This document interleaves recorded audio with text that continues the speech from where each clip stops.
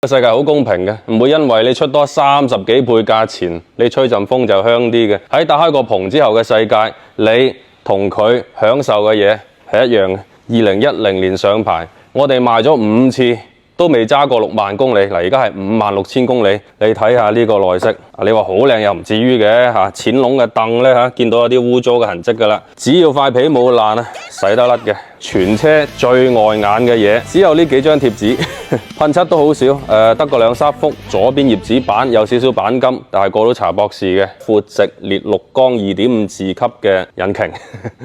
後驅開篷車以前係幾多人一世都摸唔到嘅嘢嚟，而家仲係架6尺缸嘅寶馬，幾萬蚊隨便摸到夠摸到漏賣翻出嚟。你真係蝕極都有限嘅，推落珠江先係8萬幾蚊，所以成日人問我咩車最保值，買呢啲係最保值啦，真係跌到冇乜空間跌㗎啦。呢啲儲幾個月工資就可以嘆到嘅嘢，你唔係仲考慮買唔買得過係嘛？